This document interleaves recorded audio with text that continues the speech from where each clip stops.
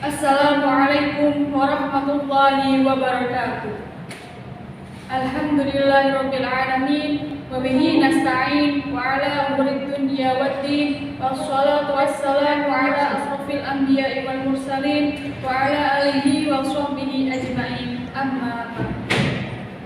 Yang terhormat Bapak Dr. Andes Haji Nurmini selaku dosen pengampu praktikum Hitoba, yang terhormat teman-teman sekalian, dan tak lupa pula penonton setia YouTube.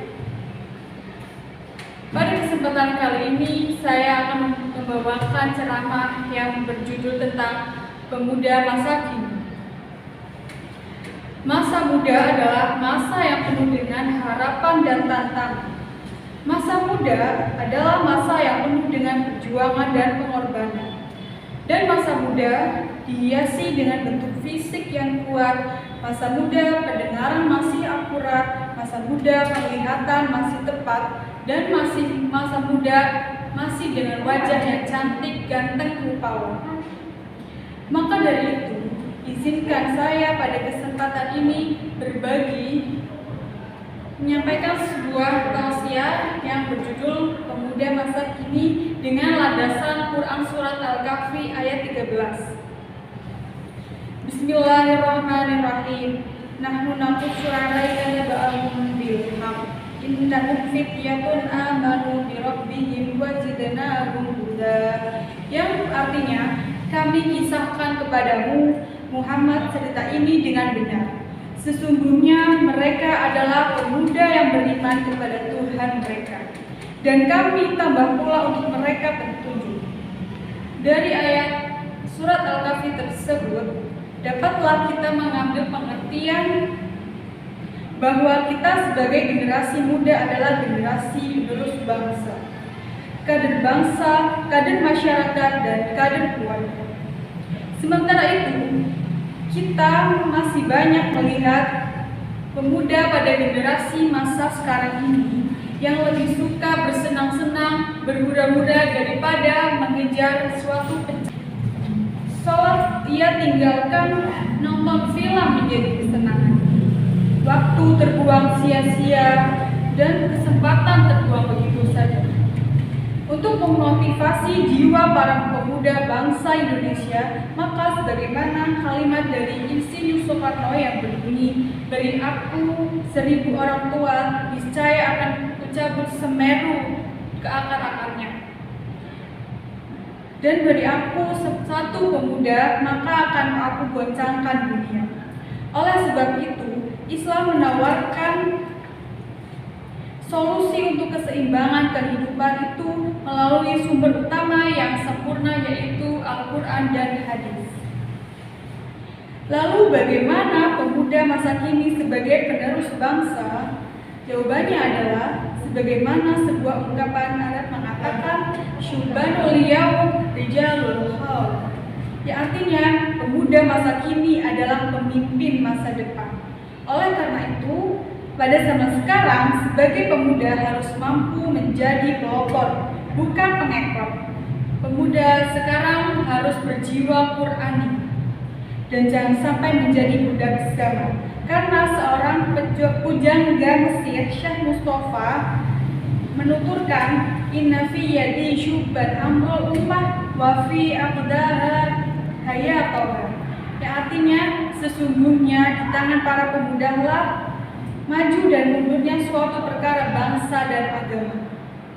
Dengan demikian, semoga kita semua terhindar dari sifat tercela dan kita menjadi pemuda yang unggul, inovatif, dan berjiwa Al-Quran. Oleh sebab itu, kita sebagai mahasiswa mempunyai 3 peran utama dalam kehidupan berbangsa dan bernegara, yakni sebagai agen of change, iron stock, dan social control. Pemuda merupakan tonggak penting suatu peradaban, dimanapun dan dikapanpun. Demikian pula pada zaman Rasulullah SAW, para sahabat Nabi yang kebanyakan mereka berusia muda memiliki peran penting dalam mengawal suksesnya dakwah Islam. Masa muda Nabi Muhammad SAW, setelah Rasulullah ditinggal ibu, bapak, dan sang kakek, ia hidup bersama keluarga pamannya, yaitu Abdul Muthalib. Sejak usia 8 tahun, 2 bulan sampai usia lebih dari 40 tahun, melihat kondisi perekonomian keluarga pamannya Abdul Muthalib, melihat kondisi perekonomian keluarga paman yang kurang stabil, belum lagi paman harus menghidupi istri dan anak-anaknya, Nabi Muhammad pun meminta izin kepada sang paman untuk mengembala kambing yang dimiliki oleh orang Mekah dengan mendapat imbalan beberapa kirot atau bagian dari uang dinar. Usia Nabi Muhammad SAW pada saat itu masih 25 tahun. Selain menggembala kambing, masa muda Rasulullah juga dikenal sebagai pedagang. Ia menjajakan dagangan milik Siti Khadijah ke Syam dengan ditemani Maisarah atau hamba sahaya yang dimiliki oleh Khadijah. Rasulullah memiliki kapabilitas marketing yang profesional. Dengan berbekal kejujuran dan tutur kata yang lembut, dagangannya habis lebih cepat daripada yang dipikirkan dan untung menjadi lebih banyak dan berlipat. Etos kerja Nabi Muhammad SAW saat usia muda merupakan teladan bagi umatnya, terutama bagi pemuda dan pemudi. Dengan memiliki profesi, berarti Nabi mengajarkan umatnya untuk hidup mandiri. Rasulullah SAW pernah bersabda, yang artinya seseorang di antara kamu membungkus seikat kayu bakar lalu dibawa di atas pundaknya kemudian menjualnya. Itu lebih baik baginya daripada meminta-minta pada seseorang yang akan memberinya atau menolaknya. Hadis riwayat Bukhari Muslim. Hadis di atas menegaskan bahwa mendapatkan penghasilan dari hasil keringat sendiri lebih utama daripada kita harus meminta-minta kepada orang lain. Nabi menyebutkan pekerjaan mencari kayu bakar dalam hadis tersebut karena profesi itu merupakan salah satu mata pencaharian sahabat. Salah satu itu masa muda sahabat Nabi, selain masa muda Rasulullah yang menginspirasi, masa muda sahabat lainnya juga sangat menginspirasi. Di antaranya ada Abu Bakar, Ali bin Abi Thalib, Asma bin Abu Bakar, dan lain sebagainya. Seperti Abu Bakar As-Siddiq yang masuk Islam dalam usia 37 tahun. Dalam usianya yang masih muda itu, ia didedikasikan untuk mendukung langkah dakwah Rasulullah SAW. Abu Bakar merupakan orang yang pertama kali masuk Islam dari kalangan laki-laki merdeka dan terpandang. Saking besar jasa Abu Bakar, sampai-sampai ia menjadi sahabat yang paling dicintai oleh Rasulullah SAW. Meneladani spirit pemuda masa Rasulullah, pemuda merupakan tonggak penting suatu peradaban, dimanapun dan kapanpun. Demikian pula pada zaman Rasulullah SAW, para sahabat Nabi yang kebanyakan mereka berusia muda memiliki peran penting dalam mengawal suksesnya dakwah Nabi SAW.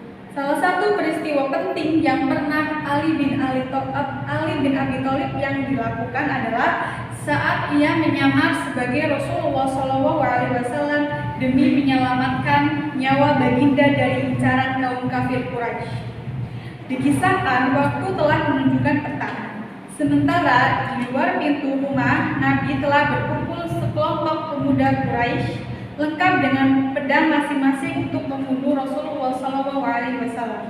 Nabi yang menyadari hal itu menyuruh Ali untuk menyamar menjadi dirinya, menggantikannya di tempat tidur yang biasa Rasulullah SAW gunakan. Tidurlah di tempat tidurku dan berselimutlah dengan jubah hadrami milikku. Niscaya mereka tidak akan melukaimu, kata Nabi SAW. Kemudian tidak hanya sahabat lelaki saja, ada sahabat seorang perempuan yang bernama Asma bin Abu Bakar. Sekarang adalah sahabat perempuan yang juga mendedikasikan masa mudanya untuk dakwah Islam. Asma bin Abu Bakar merupakan sosok pemudi yang pemberani. Banyak kisah keberaniannya, salah satunya adalah saat malam hari ia sendirian secara diam-diam mengiringi makanan untuk Rasulullah SAW dan Abu Bakar dari tempat persembunyiannya, yaitu Gua Thur. Padahal kondisi saat itu sangat genting. Sekali saja ia terpergoki, habis sudah nyawanya. Meneladani spirit pemuda masa Rasulullah SAW, pemuda merupakan tonggak penting suatu peradaban dimanapun dan di kapanpun. Demikian pula pada zaman Rasulullah SAW maupun pada zaman sekarang. Para sahabat Nabi yang kebanyakan mereka berusia muda memiliki peran penting dalam mengawal suksesnya dakwah Islam. Selanjutnya ada Ali bin Abi Thalib yang masuk Islam dalam usia 10 tahun. Masa mudanya juga didedikasikan betul untuk memperjuangkan dakwah Islam.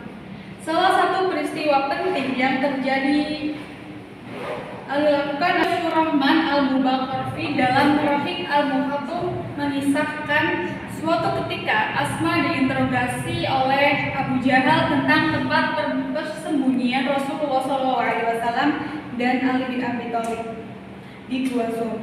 Meski Asma mengetahui keberadaannya, ia tetap bersikukuh untuk merahasiakannya.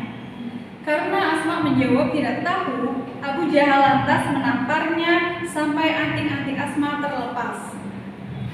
Namun, Asma masih tetap dalam pendiriannya.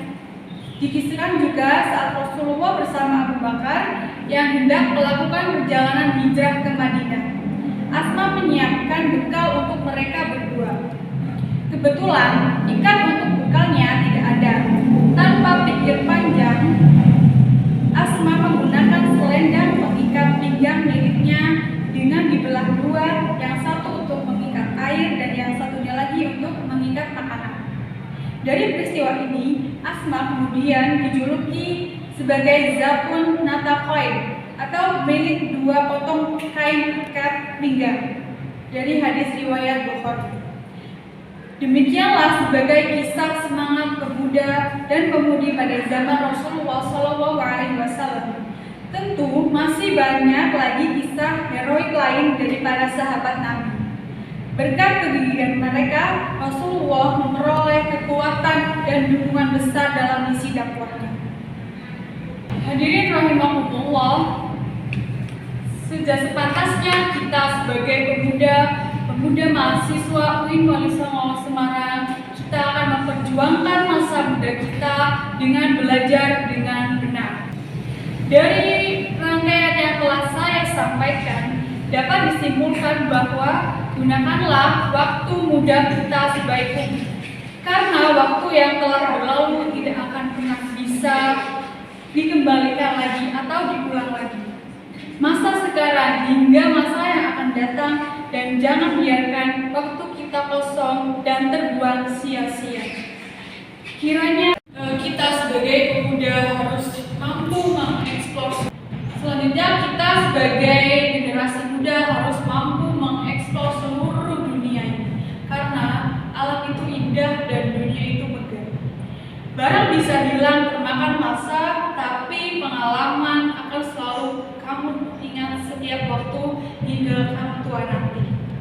Jangan kurung dirimu, dunia luar emang keras, tapi kamu berdiri di atas kakimu sendiri dengan kepercayaan diri yang kamu buat akan melunakkan dunia yang keras ini.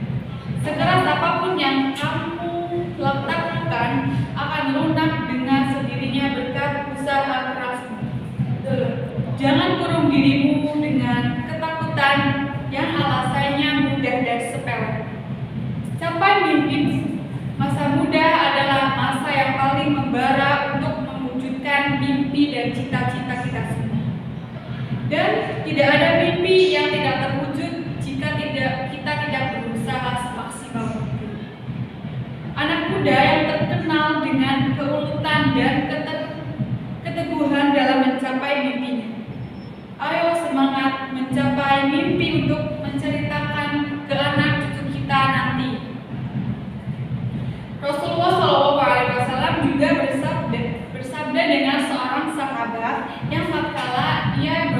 berusia 12 tahun, yaitu Ibnu Umar radhiyallahu anhu. Beliau Shallallahu Alaihi Wasallam memegang pundaknya pada Umar dan membicarakan mengenai masa muda mereka dan menyampaikan sebuah fatwa yang artinya hiduplah engkau di dunia ini seolah-olah sebagai orang asing atau pengembala. Negeri asing dan tempat pengembaraan yang kepemilikan dalam hadis ini adalah dunia dan negeri tujuan berikutnya adalah akhirat. Jadi hadis ini mengingatkan kita dengan kematian sehingga kita jangan terlalu berangan-angan. Hadis ini juga mengingatkan kita agar mempersiapkan diri untuk negeri akhirat dari amal yang kita peroleh dari amal saleh kita sendiri. Sekiranya itu yang dapat saya sampaikan, kurang lebihnya mohon maaf yang sebesar-besarnya. Akhirul kalam, wallahu muwaffiq ila aqwamit thoriq. Wassalamualaikum warahmatullahi wabarakatuh.